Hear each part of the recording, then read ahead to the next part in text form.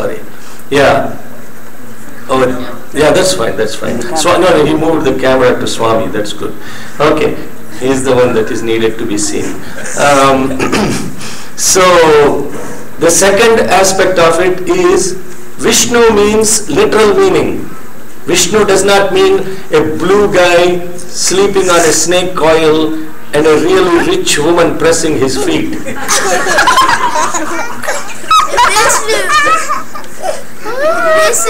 That is not what it means. Let me be very clear about that. That's what Swami actually told me.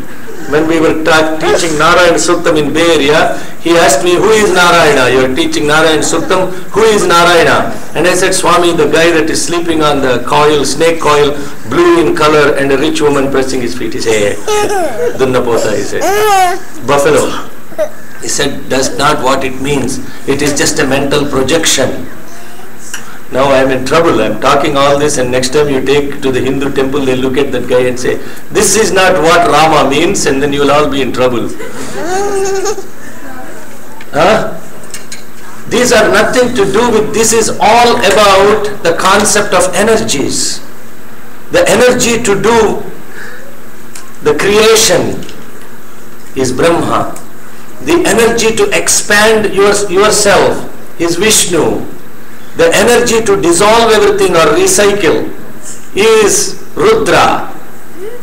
Recycling is Rudra, remember that. Yeah, no, 1 second. No question yet. I will ask, when I ask a question, you raise your hand, okay? Then, next one is, hello, next one is Brahma, Vishnu, Rudra. Next one is, what does it say in the mantra? Oh, not Vayu. Indra. Who is Indra? Yeah? The God. The God, yeah, that's obvious, yes. The King of Gods. The King of Gods, wow, that's interesting. Yes, Indra means actually, we refer to as Indra mythologically. Indra is supposed to be the administrator, the head of the department of many demigods. But Indra means actually the energy to do action. If you simply have energy to create something, you need to take what you created into action, isn't it? If you get a thought, you need to execute it into the action. And the energy to convert your thought into action is called Indra. Next one, Agni. What is Agni? Fire. What does it mean that you are fire? Energy. What are the two energies associated with fire? Yes? Water. What? What water? No. Don't guess, okay, Sairam? I don't want to waste everybody's time. If you know the answer, raise your hand. If you do not know the answer, please just keep quiet, okay? Don't simply raise your hand, okay? It's not good. You'll be wasting other people's time. So, children here, who can explain what are the properties of, what are the energies associated with fire?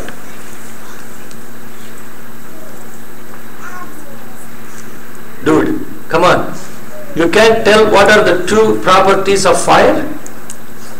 Are you guys going to school? They don't teach this even in school? Yeah. No. Group 3. Group 3. Okay, now above 18. Heat and light. Fire has two properties. It gives heat and it also gives light. So when you say, Swami, you are the fire, what it means is he gives you the heat and he also has the light. The heat is so intense sometimes with Swami. It is so intense, it is unbearable. When he is looking at you to do his work, there is no suffering from happiness. He makes sure when you do his work, there is no suffering from happiness. Constantly he will be on you. He is like a worst, I shouldn't say worst, he is like the best of the best managers you can ever find. Make sure that you do the homework. And he will, at the end of the day, after you are doing the work, He will wait until the end, and he knows that you cannot do all of it. You go to him and say, Swami, I am not the one doing it, you are the one doing it. Then he does all of it. And you should get no credit for what you do. That's the name of the game with Swami. You understand? So the heat is that passion, the perseverance, the persistence to get something done. That is the heat. Understand? The light is whatever work you do, if it is able to help others, that is the light. Every single aspect of what he says, what he does, there is a message, there is light. You understand? Hello? Huh? Siya hamba kukwa neni kwinkos. We are marching in the light of God. The light of God is what is showered for us, the illumination aspect of it. Agni means that. Agni does not mean simply fire. When you relate to Agni, what you are relating to is, oh God, let me have the passion. Let me have the passion to do your work, but may the work I do illumine myself, show the light for me and show the light for others. Because there are a lot of people that do a lot of work with a lot of passion, but not all of it has the light associated with it. Many of them have the darkness associated with it. And that's what we do in the worldly sense. Whatever work we do does not have all positivity. You understand? But when we convert whatever we do into the work of God, then it automatically showers light and positivity. Agni means that. Now you see, the context of all of this is nothing to do with what we think as perceived as Hinduism. The context of all of it is about human life and human existence. This is the reason why Bhagavan is asking everybody to learn and chant and live the Vedas. Not because it is related to Hinduism. You understand? So when we are doing this, we are feeling, Pawan, please sit properly. Hello? Sit properly, yes. Okay.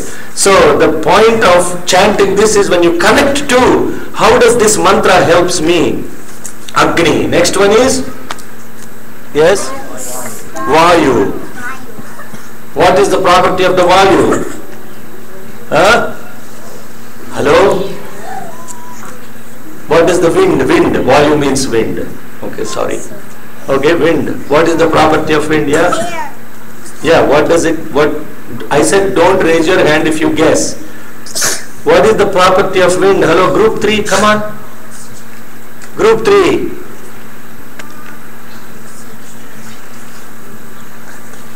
The fire has two properties, we said. The heat and the light. Now above, now the SSC teachers. Just kidding. Okay. Anybody else? What is the property of the Vayu, the wind? Pardon me? Life energy. Life energy. Okay. What else? Yeah? Helps you to know what is the, what, not how it helps you, what is its property. Okay. I have to explain this to you guys very simply. One time the students asked Swami, how do we understand your omniscience, omnipresence and omnipotence? And Swami said, Swami, how can you be all pervading? So simply all pervading. Then Swami said, you take the 5 elements of the nature. First one is, hello, 5 elements of nature. First one is, not first one is not fire. First one is, no, not Vayu. First one is, not space. First one is, yeah, keep going. You have only 5 chances. Yeah, okay, Nitin, thank you. Yeah, first one is earth. Huh? Yeah, he said earth. Yeah, earth. Earth has 5 properties. Hello, I already taught this in one of the classes, I think. Earth has 5 properties or attributes. The 5 attributes of the earth are, this is a science class now all of a sudden. Veda class turned into science class. Anybody? No, quickly. Can anybody tell the, I will give a clue. Sound,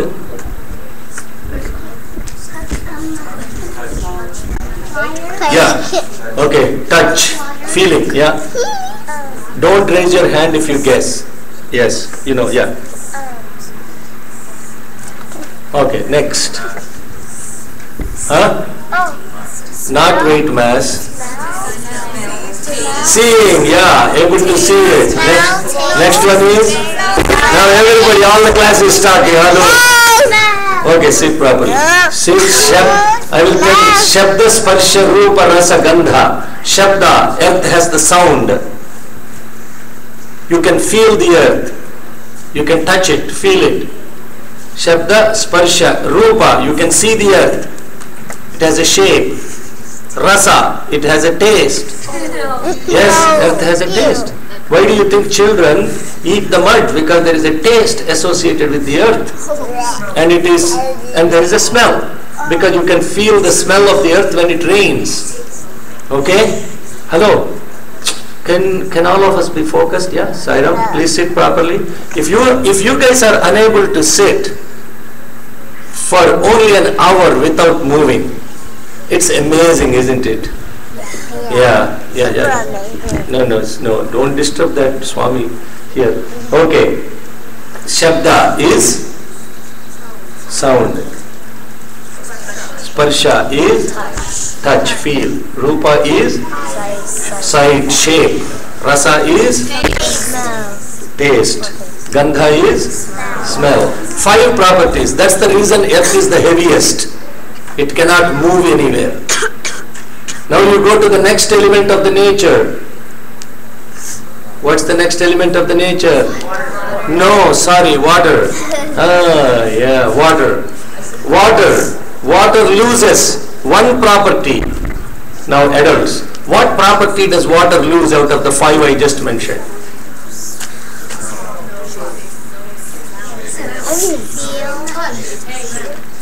You can see you can also so the attribute is also related to there is no smell. That's correct. So it loses one property. Sairam, if you are not following it and if you talk to yourselves, I am going to ask you to stop. Okay? Next one, when it loses one property, which is the smell, it has already become lighter. Therefore, water can flow from one place to another place like earth. The next element of the nature is? No, the smell of the... that's because of the fish, not because of the water. Yeah. And the algae that is in the water. So the next one is? Fire. What properties did it lose? No. Touch. You can't feel the fire. Good luck, huh? Yeah.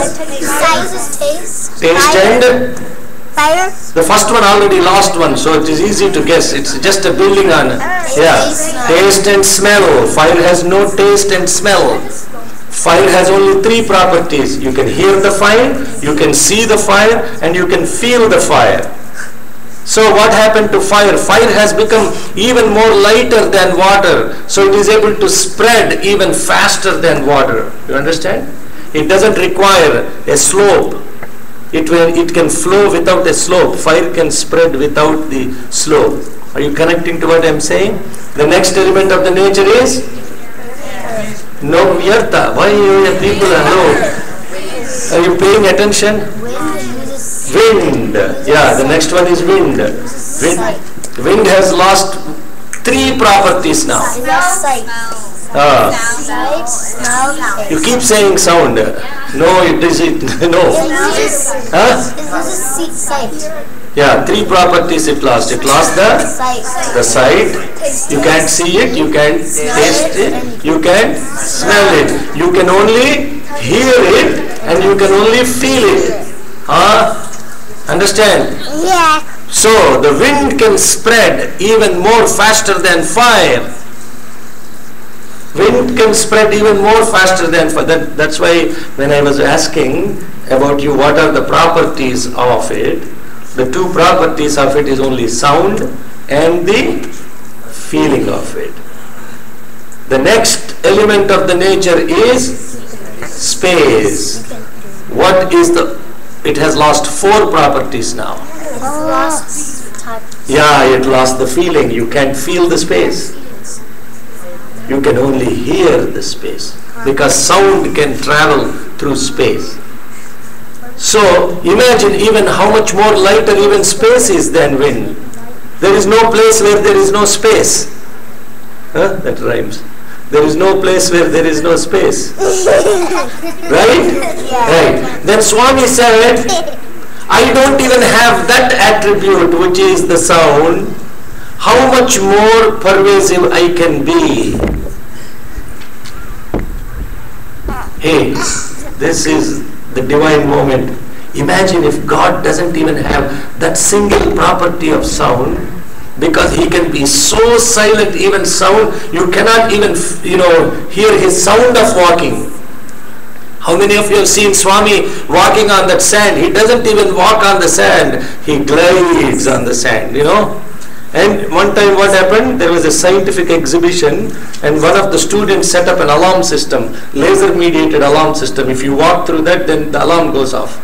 Okay? Swami said, what is this? He said, Swami, this is an alarm system, very interesting one. And if you walk through it, it can even catch the minute particle crossing. Oh, is that so? He walked through it, no alarm went off. Because the divinity is beyond the perception. So when you are saying about this, but yet God has all these properties, but he has no properties. How can we understand? This is paradoxical. When we are talking about God, you are all these energies. You are saying you are Vayu. Next one is? Next one is? No, in the mantra. Tvam Brahma, Tvam Vishnu, Tvam Rudra, Tvam Indra, Tvam Agnis, Tvam Vayu, Tvam Surya. What does the word Surya means? Sun. Yeah. The sun. It's one of the names of the sun. There are actually 12 names for sun. Wow. Yeah, 12 names for sun. Mitra, Ravi, Surya, Bhanu, Khaga, Pusha, Hiranyagarbha, Maritya, Aditya, Savitra, Arka, Bhaskara. 12 names refer to actually what we call as the sun. Surya means effulgence, the radiation. Next one is, you are the radiation and the effulgence. Chandrama. What is Chandrama? Moon. When God is referred to as Surya and Chandra, there are 2 aspects within you that are the Surya and Chandra. Okay? The first Surya is your intellect. The second one referred to as Chandra is your mind. So you are the sun means you are the intellect. You are the moon means you are the mind. Next one is, what does it say in the mantra? Tvam Chandramastam Stvam Brahma Bhuva Swaro. Now here, when we started with, what did we start with?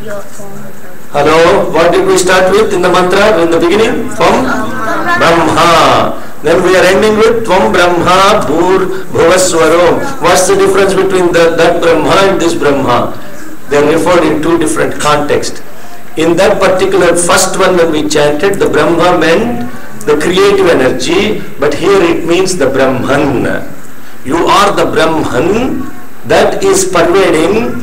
Bhuv means earth, Bhuvaha means above the earth, Suvaha means even beyond the earth. Bhur, Bhuva, Suva. Bhuloka, Bhuvarloka, Suvarloka, Maharloka, Janoloka, Tapoloka, Satyaloka, Brahmaloka. There are 7 different lokas, means worlds, or existence patterns that are existing within you. And there are 7 that go down. There are 14 different worlds. We are only referring to one world.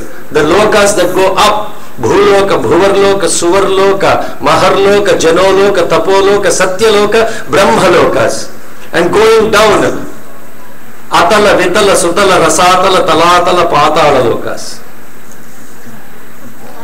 14 different lokas are existing. Now these lokas doesn't mean different worlds. These are different states of existences of a human being. The human being can be elevated from physical to metaphysical to spiritual. That's why Bhagavan Aurobindo refers to them. Aurobindo Bhagavan. He refers to them as the mind, the super mind, the supra-mental mind, different minds that exist are consciousnesses that exist within. When we say Om Bhur Bhuvas Suvaha, what does that mean? We are simply Chumma chanting. It's called Chumma chanting. Means what? Simply chanting. Simply chanting. But we don't understand what we are chanting. And Swami said in a very latest thought for the day, March 18th, read for thought for the day in Prashanti. He said, mantra. Man means mind. Tra means that protects it. One that protects the mind upon constant contemplation is called mantra. Mantra doesn't mean simply chant. Mantra means you contemplate on it. First it starts with simply chanting, like parrots. Then you have to contemplate on it. And this contemplation chanting is the meditation aspect of it. Once you start meditating on it, the mantra reveals itself, the meaning.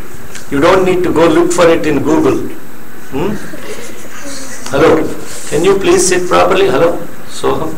Soham, right? Right. Okay. Am I boring you guys? Yeah. Be honest. I don't know what that means. What? I don't know what that means. Are you getting bored? Yeah. Can you tell me why? My legs are hurting. Your legs are hurting. Really? How old are you? 8. Is there a problem? Do you have a problem? Okay. You're not used to sitting, right? Yeah. If you focus and listen to this, then your legs won't hurt. Okay? Yeah. Okay, so Brahma Bhur Bhuva in this particular mantra is, you are the Brahman that is pervading at physical, metaphysical and spiritual levels.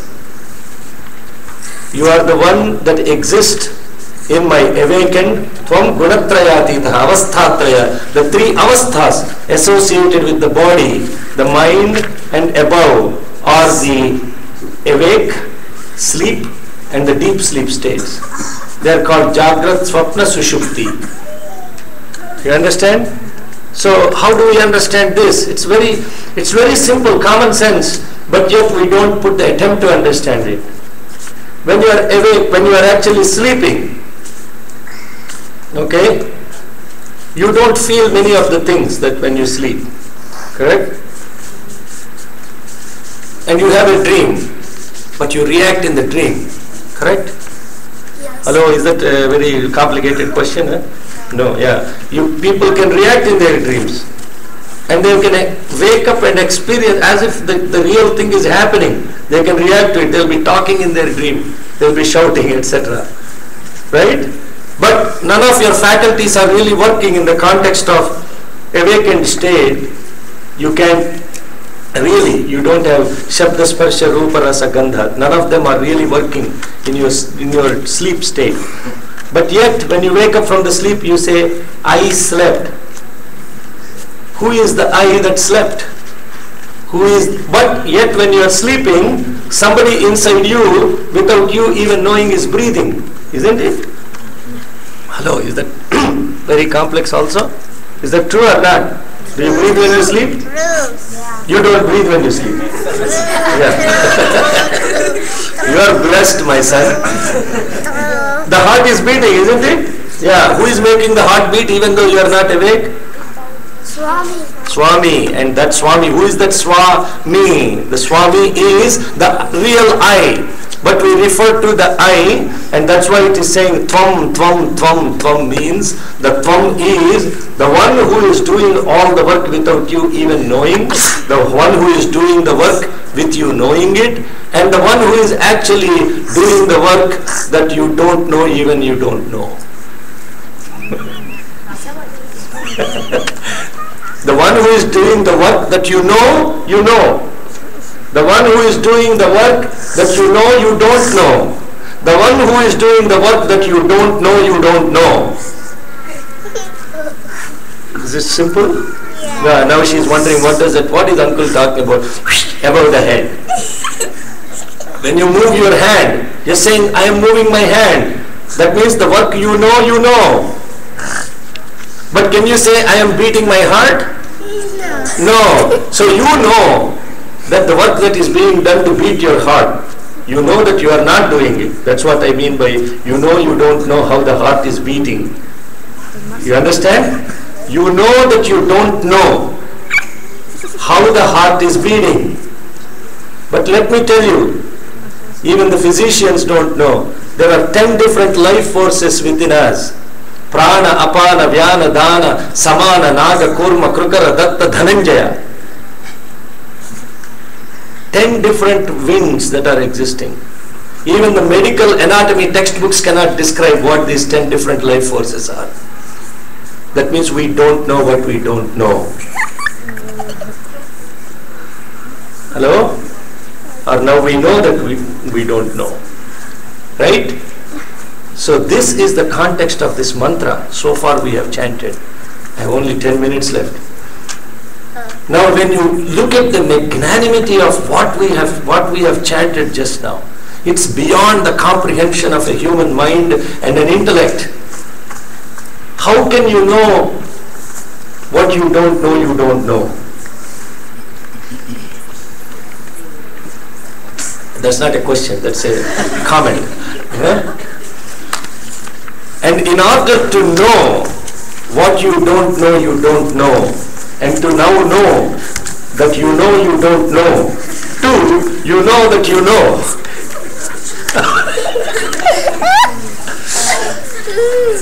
It all sounds so complex, but if you just listen to what I am saying, this is the context of the Vedas. Hello, this is the context of the Vedas.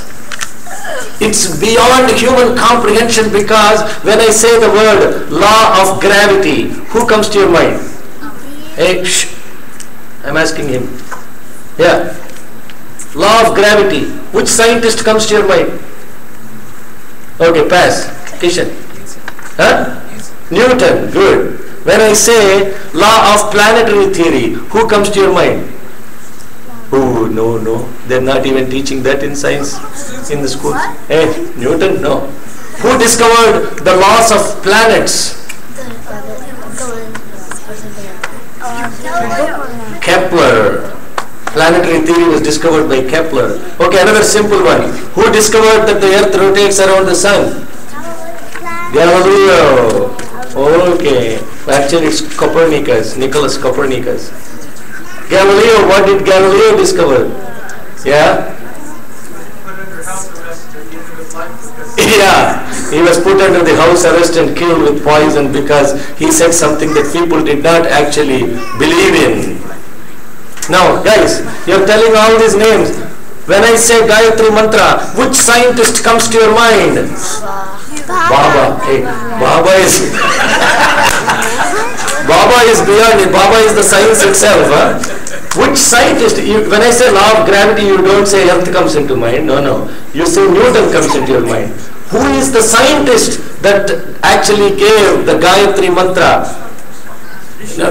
Who? Visha.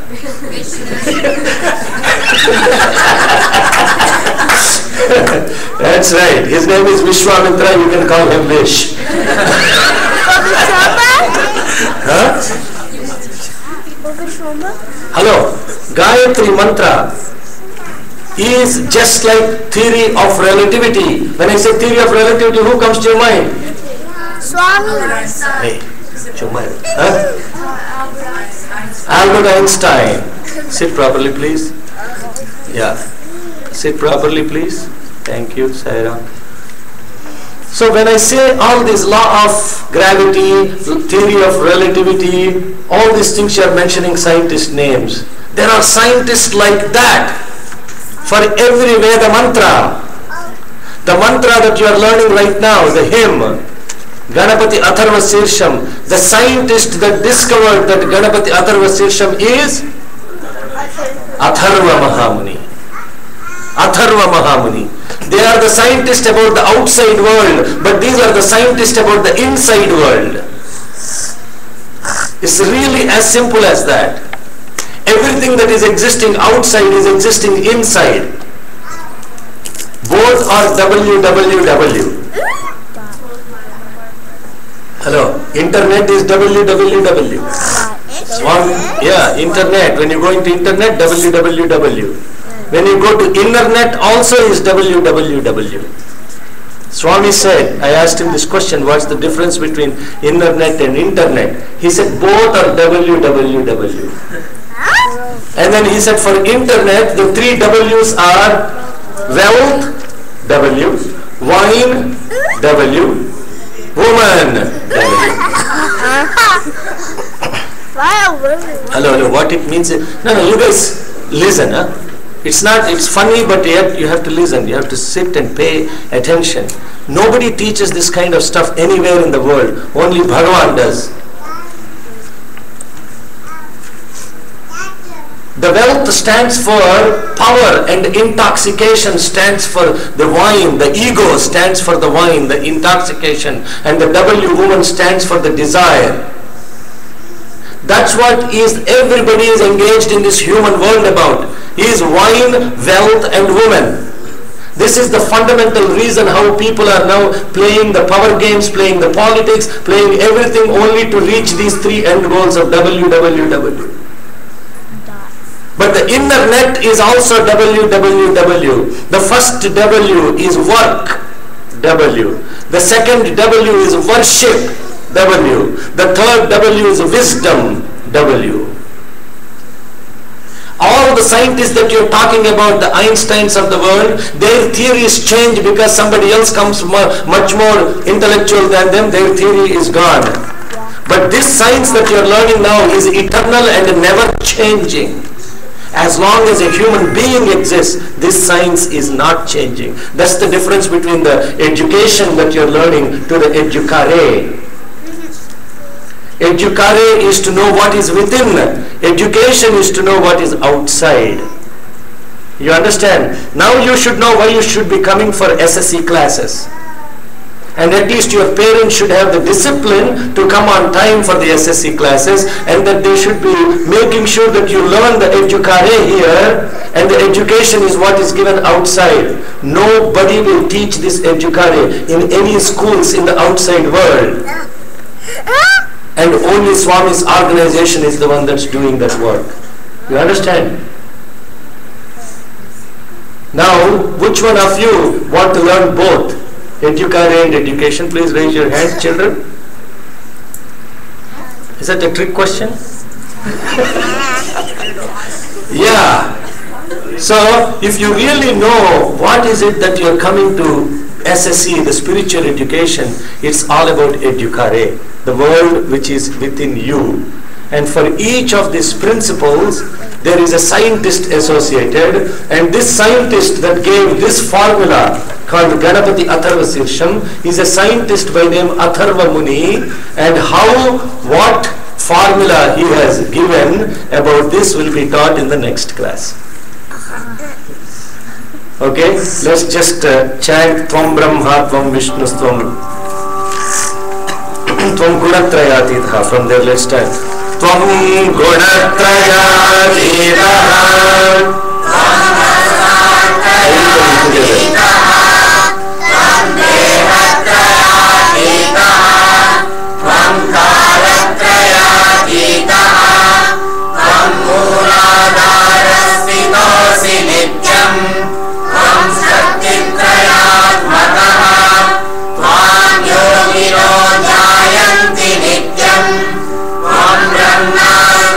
Vishnu Stam Rudrastam Indra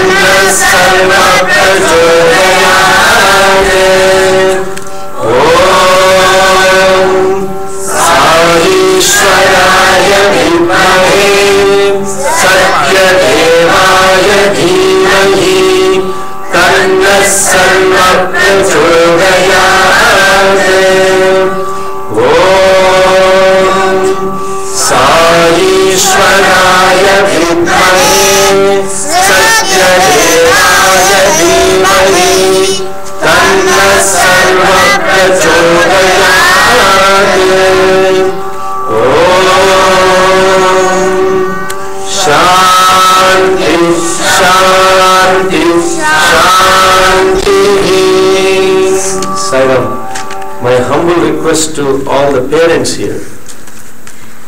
Please practice this at home with your children.